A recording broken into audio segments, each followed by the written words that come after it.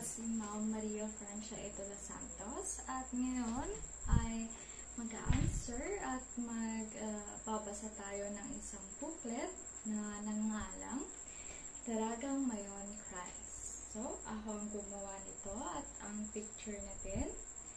Kaya magsimula na tayo dito sa virtual learning.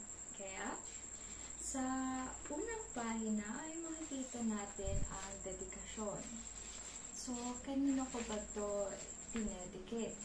So, dito ay basahin natin. Dedication.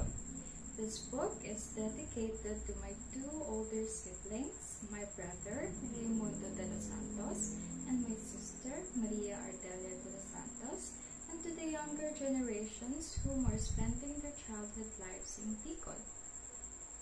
Isa ka ba dito? Kaya, magsimula na tayo.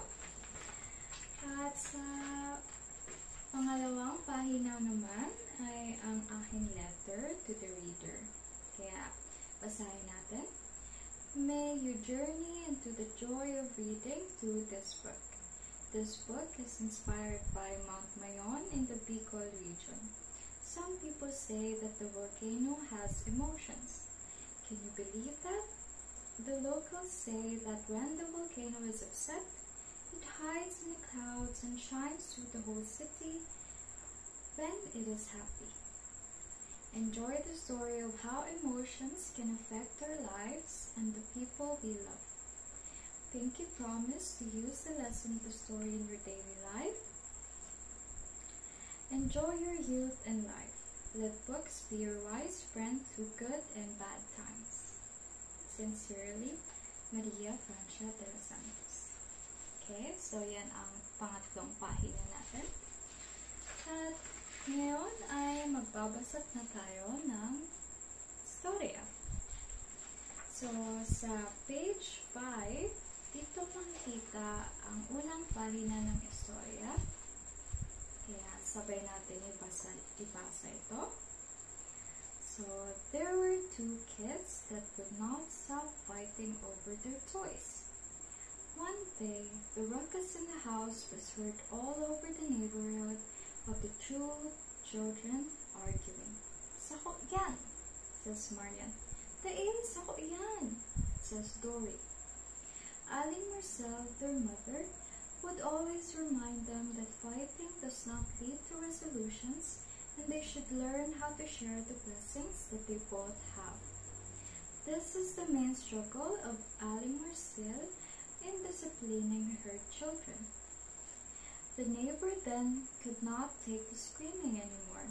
Mang Nonoy shouts, "Kung dai ka mo magpundo, mauran ni mauran sa mayon." The siblings look at each other and were befuddled. Their mothers get back to the house after selling vegetables at the market. The two children went running to her and asked if what the neighbor said was true. The mother laughed and said, iyo, totoo mananggad. Nag-uran ka suba ako sa mayon, ka nagpapabakal ako. Nag-iwan na naman ka mo? Dory replies, iyo po, si Marian kaya, tigkoa si Manika, ako katong ginugubuhan kong kopya. Ay ta, sabi ko pag sa Indo, makanood ka mo mag-share. Responsibilidad nindo ang kada saro. Pero taan naman mauran ma, kung mag-iwal kami ni Dory? Asks Marian. Aling Marcel replies, nadadanog ni Daragang Mayon ang kabos na nangyayari iti sa riyon ta. Sabi taa, kapag may mga aking nag-iiwal, naghihibi si Daragang Mayon, tapadaban niya mga aki sa buong riyon, tapos habon niyang makukupulgan sinda. On the next day, Aling Marcel went about her usual day to the market to sell vegetables. She heard a tiyo shouting, "Humali ka iti!" A puppy then came running towards her vegetable stall to hide. The puppy was shaken. Then after some time, it fell asleep from feebleness. Aling Marcel felt pity to the dog, so she brought it to her house. Marianne and Dory were so excited once they'd seen the puppy and fought over who will feed it. But there was one thing they agreed on. They decided to name the puppy Au Au. Aling Marcel reminded them of Daragang Mayon's feelings, but the two would not stop fighting. Before sleeping, the two children fought about who will the puppy sleep with. Their usual sleeping arrangement is their mom between them, so they fought over in which side will the puppy sleep. In the morning, the electricity went out and Aling Marcel asked the neighbor why that is. Manong Nonoy said that the expected typhoon has landed in Daraga City. The two siblings looked at each other in shock and promised that they will never fight over anything again because the typhoon came after they fought all night about the puppy. After the typhoon had gone, Marianne and Dory collaborated on taking care of the dog. They played Jack and Boy to determine who will feed the dog this morning. Then, promised to do it alternating between each other from then on forward. They also did the same agreement on their sleeping arrangement. Sana tayo na magbagyo sa to, says Dory, and Marianne agreed indubitably. The two children took care of the puppy collaboratively, and the house became quieter because they decided to fight no more. The end. So, on page 6 is where the story stops. So, first, now that the story is finished, first we're going to take a look at the questions. So, on page 7 is a vocabulary and also the comprehension. So, vocabulary is 1 to 10, and then comprehension is 11 until 20. So, hanggang page 9. Tapos, meron din wordplay. Okay? Tapos, meron din hands-on activity na gagawa kayo ng ganito. Okay? Kaya, explain ko muna. First, ito din ang iyong answer sheet. Okay? So, first, pakilagay ang iyong pangalan dito at ang date ngayon. Okay? Tapos, dito mo naman ilalagay ang mga answer mo sa vocabulary, sa comprehension, tapos sa wordplay. Okay. Kaya, explain ko muna ang mga questions. Okay? So, sa vocabulary, basahin natin ang instructions. Meaning of words may vary according to how they are used in the sentence. Below are words found in the story which have a particular meaning. Choose the letter that best defines the given word based on how it was used in the story. Refer to the paragraph number inside the parenthesis. Okay? So, tingnan natin ang example sa number 1 to 2. So, ang word dito ay ruckus. At makikita ang word na ruckus sa paragraph number 1. Okay? So, hanapin natin ang word na ruckus. Ang paragraph number 1 ay nasa page 5. Kaya, basahin natin ang pangungusap na may ruckus. One day, the ruckus in the house was heard all over the neighborhood of the two children arguing. Okay? Huwag kang mag-alala kung hindi mo alam ang salita. Okay? Huwag kang mag-alala. Dahil ang ruckus or ang salita ay may clue sa pangungusap. Okay? For example, ang ruckus. Ang clue dito ay was heard all over the house. Okay? Ano kaya ang salita na naririnig mo sa buong bahay? Okay? So, naririnig. Was heard. Okay? Kaya ito ba ay competition? Ito ba ay struggle? Ito ba ay noise? alin kaya dito? Kaya, alam mo ba? Okay. So, number 3 to 4 ay resolutions. Okay? In paragraph number 2, nakasaad dito. Kaya, tingnan natin ang pangungusap. Okay? So, Aling Marcel, their mother, would always remind them that fighting does not lead to resolutions. They should learn how to share the blessings that they both have. Okay? Does not lead to resolutions. Okay? Fighting does not lead to resolutions. Ano kaya ang resolutions? Okay? Ito ba ay solution, peace, o findings? Okay? So, number 5 to 6 naman ay befuddled. Okay? Kaya ang befuddled. So, tingnan natin sa paragraph number 4. The siblings looked at each other and were befuddled. Okay? Ito kaya ay confused, upset, or sad.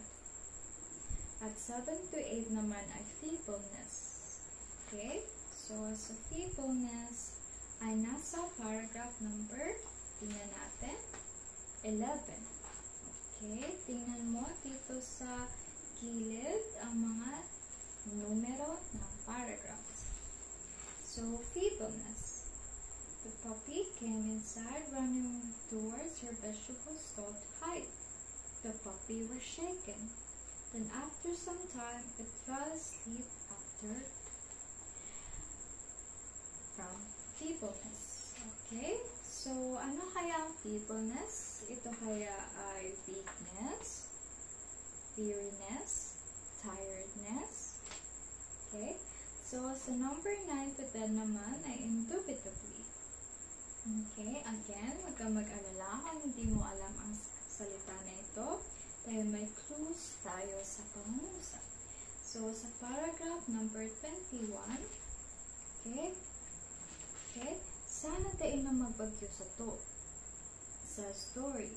And Marian agreed indubitably. Okay? Agreed indubitably. So, nag-agree si Marian. In what way? Indubitably. So, in what way? Unquestionably, no doubt, or strongly. Okay?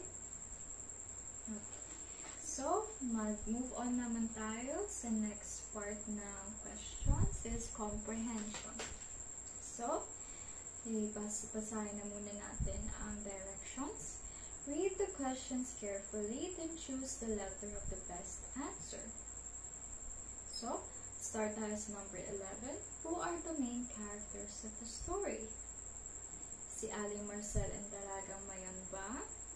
Si Tio and Mang Nonoy? Si Dory and Marian? O all of the above?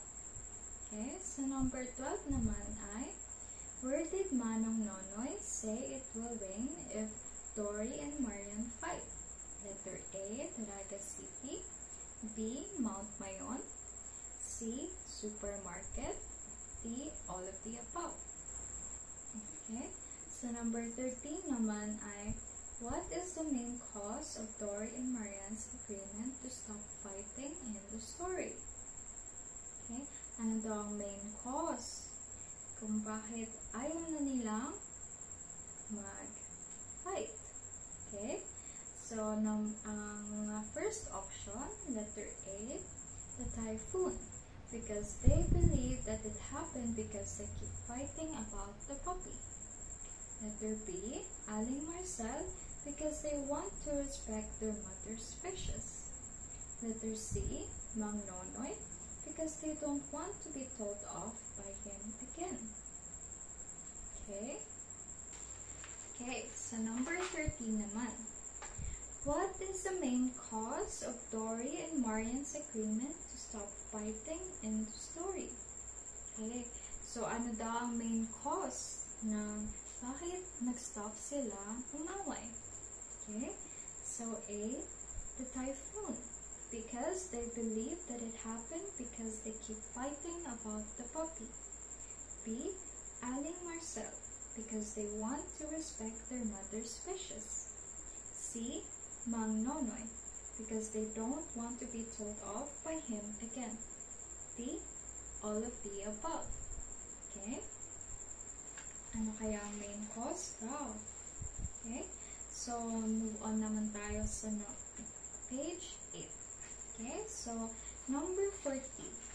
What happened when Aling Marcel saw the puppy getting shooed away at the market? Okay? Ano ang shoot? Okay? So, shoot, shoot, shoot. Ganon, to shoot. Okay?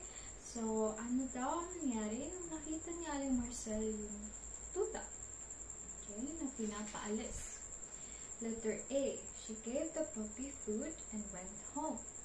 Letter B, she told off the Tio for shouting at the dog. Letter C, she took the puppy home to her children. Letter D, all of the above. Okay? Number 15. How are Dory and Marianne different from other kids? Oh, ba't daw special si Dory at Marianne sa storya na to? A, they are enchanted by the story of Daragang Mayon. B, they solved their problem independently. C, they took initiative to stop fighting and collaborate. D, all of the above. Okay? Number 16. Why do you think it's important for Dory and Marianne to stop fighting? Ikaw, bakit importante na mag-stop na sila mag-away? Okay? So, A, so that their mother would not have this problem of disciplining her children anymore. B, so that it won't rain in Mount Mayon every time they do. C, so that the puppy will be happy to live with them. D, all of the above. Okay? Number 17 naman. Do you agree with Aling Marcel when she said that fighting will not lead to resolution? Okay, agree ka ba kay Aling Marcel? At alam mo na ba ang meaning ng resolution? O malalaman pa lang dahil sa question na ito, may clues din sa question na ito. Baka. Kaya, letter A, yes, because resolution can only be achieved through competition and the winner's point of view. B, no, because fighting is a natural way of siblings. C, yes, because there are more healthy ways to solve every problem. D, no, because I must win to feel better. 18. If you were Dory or Marian, would you also choose to collaborate for peace? Kung ikaw si Dory o Marian, okay, gagawin mo din ba na maging peaceful ang iyong bahay? A, no, because I would like to win every argument. B, yes, because we can be more productive together. C, no, because I want to be the best in every way. D, yes, because it takes less energy. Okay, number 19. What could be another title for the story? Okay, so kung ikaw yung gumawa ng storya, ano kaya ang pamagat na iyong bibigay sa storya? Letter A, Puppy for Peace. B, Following Our Mom's Rules. C, Dory and Marian's Mission. D, Mount Mayon's Advice. Okay, ano kaya ang pinaka-perfect? Okay. Number 20 naman, sa page number 9. What could be another way for Dory and Marian to stop fighting? A, the puppy may fight with Dory and Marian until they stop. Okay? Makikiaway din ba yung tuta? Letter B, Mang Nonoy may tell them off until they stop. C, Aling Marcel may ask them to list the things they like about each other and let them keep a journal of their feelings. Okay? Gumagawa ka din ba nun? Nilalagay mo yung feelings mo sa isang papel, sa diary, dear diary. Ito ang na-feel ko today. Or letter D, all of the above. Okay? So, dyan nagtatapos ang ating test sa comprehension. Okay? So, susunod naman ay wordplay. Okay? Basahin natin ang instructions. Look for the hidden words inside the box below. The clues are below the box. Okay? So, ang clues ay nasa questions. Okay? So, sa number 21, the type of toy Dory and Marian were fighting over. Okay? So, sa unang part ng istorya ay nag-aaway yung dalawang magkapatid, diba? So, ano ang laruan na pinag-aawayan nila? Kaya, dapat ito ay Ingles. Okay? Salitang Ingles. Kaya, ilagay mo muna dito yung sagot mo. Tapos, hanapin mo dito yung word.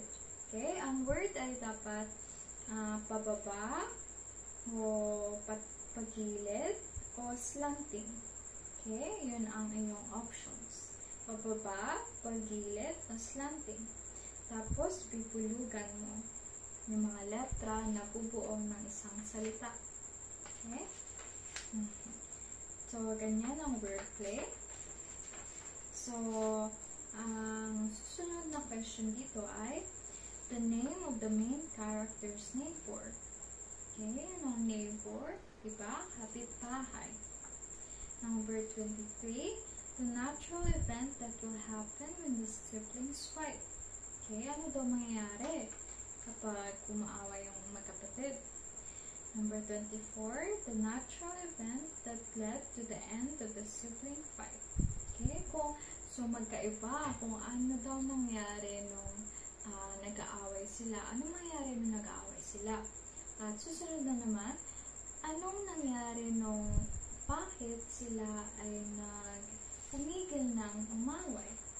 Okay, magkaibang natural event yun. O, anong natural event? Kumbaga, baha, o bagyo man, o mga ganyan, mga natural na nangyayari sa ating kalikasan. So, number 25, the type of produce the mother sells. Dito naman tayo sa pinaka-last na part na activity na iyong gagawin para sa booklet na Talagang Mayon Christ. Okay? So, ito ay isang hands-on activity at ito, gagawa kayo ng isang art, okay, na magmumukhang bulkan. So, makikita mo rin dito sa booklet ang buong picture na example nito. Kaya, first, let's read the instructions. With the use of a cartolina, make a wall art of Mayon volcano. Okay? Isang example. Tapos, this wall art is composed of a volcano-shaped pocket. Make this by cutting a bond paper into a triangle and color it with brown. Then paste it into the cartolina.